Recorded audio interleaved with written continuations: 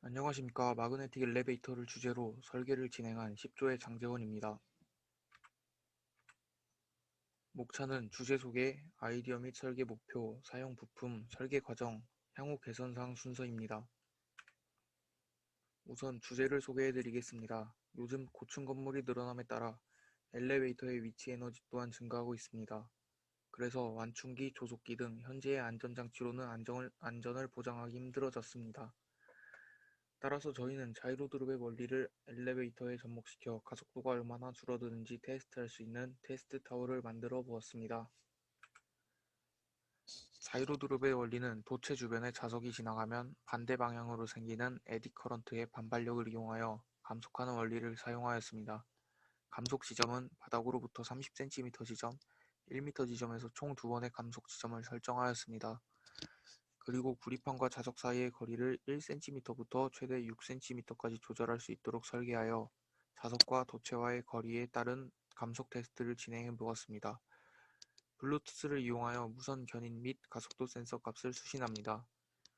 전자석을 이용하여 자동 수락 시스템까지 구현하는 것이 처음 설계의 목표였으나 시간이 부족하여 성공하지 못하였습니다.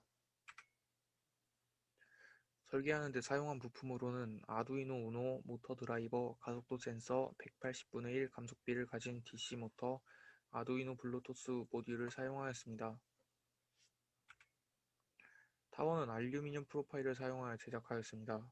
타워를 조립할 때는 견고하고 휘어지지 않게 제작하기 위하여 한 층을 제작할 때마다 수평계를 이용하여 수평이 맞는지 확인해가며 정확하게 조립하였습니다. 바닥으로부터 1m 지점과 30cm 지점에 구리판을 부착하여 2번의 감속이 이루어지도록 설계하였습니다. 그리고 기존의 11자 모형이었던 타워의 바닥을 우물정자로 만들어 안정성을 더하였습니다. 엘리베이터카의 모델링 도면입니다. 원래 아크릴로 재단할 예정이었지만 가격 부담이 있었고 견고한 면에서 MDF판이 우수하다고 판단되어 5mm 두께의 MDF판을 레이저 커터로 잘라서 사용하였습니다. 구리판에 구멍을 뚫는 것이 제한되어 MDF판에 부착하여 사용하였습니다. 구리판을 부착하는 MDF판의 모델링 도면입니다. 2곱하기2cm짜리 구리판 2개를 부착하여 사용하였습니다. 제작 중 구리판을 부착하였을 때 구리판과 구멍 간격이 좁아 너트가 구리판 위에서 돌아가는 현상이 발생하였습니다.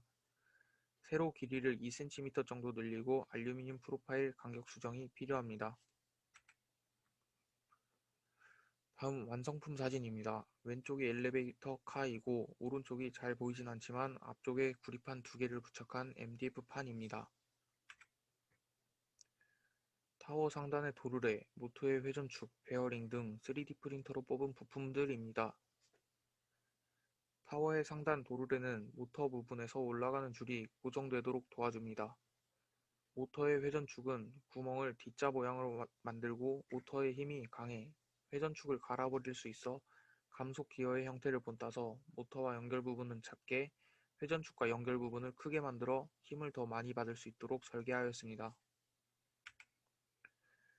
베어링은 엘리베이터 칼을 흔들리지 않게 고정해주고 타워와의 마찰을 줄여두는 역할을 합니다. 베어링 고정축은 베어링을 고정해주는 역할을 합니다.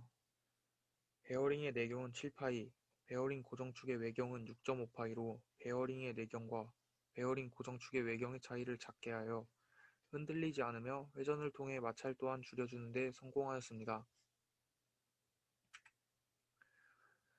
다음은 베어링 고정 부분입니다. 왼쪽은 엘리베이터카의 하단부에 부착해주고 오른쪽은 엘리베이터카의 상단부에 부착해주는 부분입니다. 구멍을 베어링 크기와 동일한 7파이로 뚫어주었습니다.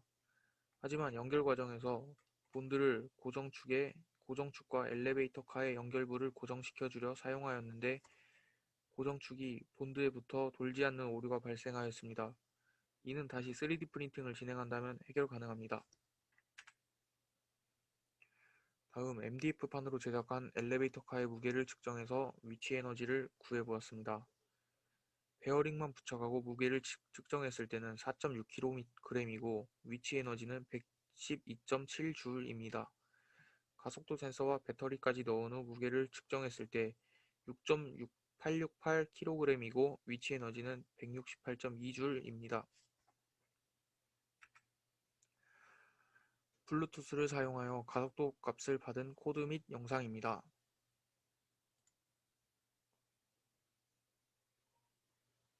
이처럼 처음 실행을 진행해 보았을 때 마이너스 값이 심하게 나와서 가속도가 감소하는 게 눈으로 확인이 힘들어서 아두이노 코드에 16400이라는 임의의 값을 더하여 실험을 진행해 보았습니다. 시리얼 값을 블루투스로 수신 후 16400 값을 빼주면 원래의 값 확인이 가능합니다.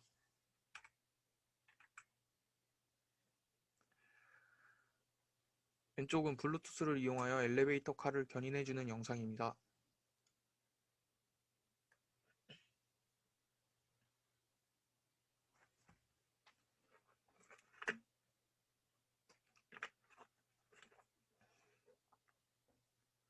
오른쪽은 자석과 구리판의 4cm 간격일 때 실험하는 영상입니다.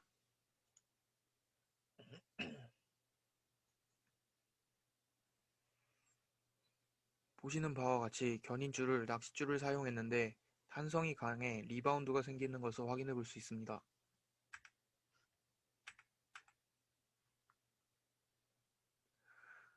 구리판과 자석의 간격을 1cm, 2cm, 4cm로 조정하여 각각 5번씩 실험해 시리얼 값을 휴대폰으로 받아서 엑셀로 정리한 결과입니다.